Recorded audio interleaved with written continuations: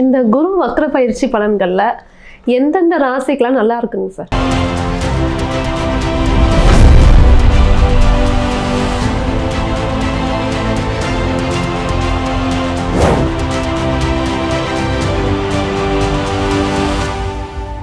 अर्थिकल्पितकल्पोऽयं प्रत्यर्थिगजकेसरी Vyasatirtha गुरुर्भूया तस्मदिष्टार्थ सिद्धै.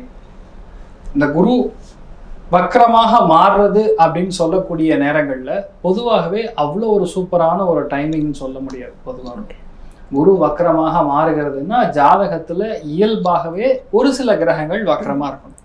For example சனி வக்ரமா இருக்கணும். அப்படி இல்லையா வேற முக்கியமான கிரகங்கள் நல்ல கிரகங்கள் அதாவது வக்கரமா இருக்கிற பட்சத்துல கண்டிப்பா அது நல்லது பண்ணும். இல்ல ஜாதகத்திலே குரு வக்கரமா இருக்குன்னா அவங்களுக்கு நடக்க வேண்டிய பல நல்ல காரியங்கள் இப்போ நடக்கும். இப்போ 2026 நவம்பர் மாசம் 12ஆம் தேதியிலிருந்து நீங்க எடுத்து பார்த்தீங்கன்னா மார்ச் மாசம் 11ஆம் தேதி வரைக்கும் கிட்டத்தட்ட 4 மாசம் குரு வக்கரமாகவே இருக்கிறது. 4 மாசம் குரு வக்கரமா இருக்கு. இப்படி இருக்கும்போது பொதுவாகவே இந்த மிதுனத்துல இந்த ஒரு குரு வக்கரமாக மாறுகிறது. இப்ப கடகத்துக்கு போய் அதிசாரமாக கடகத்துல கரெக்டா பாத்தீங்கன்னா புனர்பூச நட்சத்திரத்துக்கு போய் அங்கிருந்து ரிட்டர்ன் வக்கரமாக மறுபடியும் மிதுனத்துக்குள்ள வர்றாரு. ஸோ இதுல மெயின் விஷயம் என்னன்னா நம்ம சேனல்ல கூட ஒரு 12 days 21 நாள் வந்து நிறைய நல்ல விஷயம் பண்ணுவோம்னு சொல்லி ஷார்ட்ஸ் எல்லாம் பேசியிருந்தோம். ஸோ அதுக்கு அப்புறம் தான் இந்த வக்கரமே மாறுகிறது. அந்த வக்கரம் மாறும் பொழுது பொதுவாகவே நிறைய இடங்கள்ல புது புது விஷயங்கள் கண்டுபிடிப்புகள் ஏற்படும். ஏன்னா டவுன் த லைன் ஒரு நெக்ஸ்ட் 1.5 year 2027 மே மாசத்துக்குள்ள கண்டிப்பாக கார்டியோ வாஸ்குலர் ட்ரீட்மெண்ட் கார்டியாலஜி சம்பந்தப்பட்ட ஒரு பெரிய ஒரு புரட்சி இல்லைன்னா அதுக்கு ஒரு பெரிய ஒரு நிறைய பேருக்கு பிளாக் ஸ்டண்ட் எல்லாம் வைக்கிறாங்கல்ல அதெல்லாம் இல்லாமல் சின்னதாக ஏதோ ஒரு மாத்திரை மருந்து இன்ஜெக்ஷன் போட்டோன்னே அந்த ப்ராப்ளம் சரியாயிடுங்கிற மாதிரி ஒரு கார்டியாலஜி டிபார்ட்மெண்ட்ல ஒரு பெரிய புரட்சி இருக்கக்கூடிய ஒரு இந்த கார்டியோ பேஸ்டு பேசிக்கலா ஹார்ட் பேஸ்டு டிசீஸ் இருக்கக்கூடிய நபர்களுக்கு பிளாக்ஸ் இருக்கக்கூடிய நபர்களுக்கு அந்த ஸ்டண்ட் இல்லாமல் ரொம்ப ஈஸியாக ரோபோட்டிக்ஸ்லாம் இல்லாமல் கூட ஒரு சின்ன ஒரு மருத்துவம் ஒன்று புதுசாக கண்டுபிடிக்க போகிறாங்க. அது ஒரு பெரிய புரட்சியாக இருப்பார். 2027 மேக்குள்ள கண்டிப்பாக அது நடக்கும். அதோட ஆரம்பம் ஏன் இப்போ சொல்கிறோன்னா குரு எப்போ வக்கரமாக இருக்கிறாரோ அப்போ தான் கண்டுபிடிப்புகள் நடக்கும். ஓகே, அதான் லாஸ்ட் இயர் கூட நீங்கள் கேன்சருக்கு மெடிசன் கண்டுபிடிப்பாங்கன்னு சொல்லியிருந்தீங்க. அதே மாதிரி நடந்துச்சு. வாழ்த்துக்கள் சார். ஸோ அந்த மாதிரி பார்த்தீங்கன்னா இப்போ அந்த குரு வக்கரமாக மாறும்பொழுது இந்த மாதிரி விஷயங்கள்லாம் ஆட்டோமேட்டிக்காக நடக்கும்.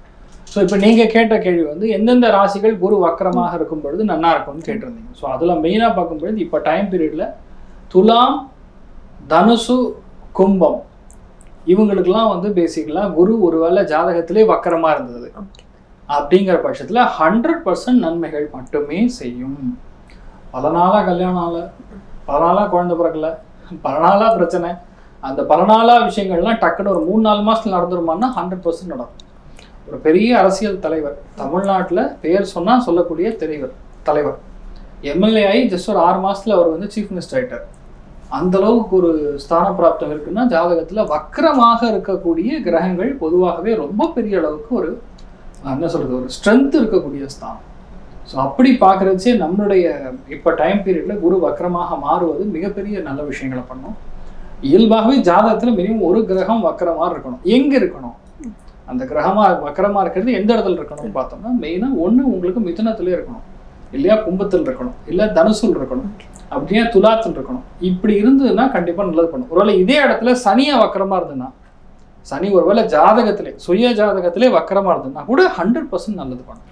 ஸோ அதனால நிறைய நல்ல விஷயங்கள் நடக்கும். தைரியமா சார். இப்போ குரு வக்ர பயிற்சிக்கான 12 ராசிக்கான ராசி பலன்கள் பார்த்துடலாம்.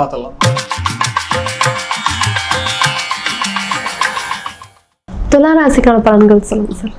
துலாம் ராசியில் துலாம் லக்னம் சார்ந்த நபர்களுக்கு இந்த குரு வக்கரமாக மாறுவது நல்லதா அல்லது தீமையா, கெட்டதா இல்லை நல்லதா, உண்டா இல்லையா, இந்த மாதிரி கன்ஃபியூஷனே வேண்டாம். 100% நல்லது. ஏன்னா நீங்க அப்போசிஷன் பார்ட்டி, ரிஷபமும் துலாமும் அப்போசிஷன் பார்ட்டி. என்ன நடக்கும்?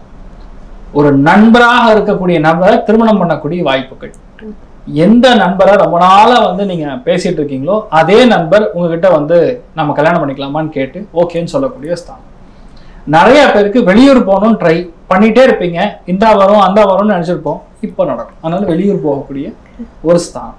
எந்த வீடு வாங்கி கிரகப்பிரவேசம் செய்யணும்னு இருக்கீங்களோ இப்போ அந்த வீடு வாங்கி கிரகப்பிரவேசம் செய்யக்கூடிய ஒரு பிராப்தம். வீட்டில் மங்கள காரியங்கள், மங்கள இசை பயங்கரமா கேட்கக்கூடிய, கெட்டிமேள சத்தம் நிறைய கேட்கக்கூடிய அந்த 4 மாசம் யாருக்குன்னா துலாத்துக்கு தான்.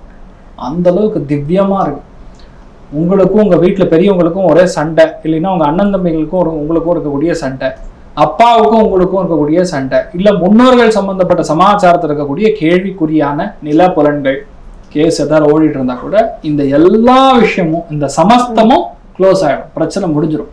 அதனால நிறைய பேருக்கு பூர்வீக சொத்துக்கள் வருவது, மனசங்கடங்கள் தீர்வது, அந்யோன்யம் பெருகுவது. இப்போ நிறைய பேருக்கு செகண்ட் மேரேஜ்க்கு வெயிட் பண்ணுவாங்க. செகண்ட் மேரேஜ் வெயிட் பண்ண அத்தனை பேருக்கும் செகண்ட் மேரேஜ் ஆகும். செகண்ட் மேரேஜும் பிரச்சனையா இருக்கும் ஒரு சில பேருக்கு.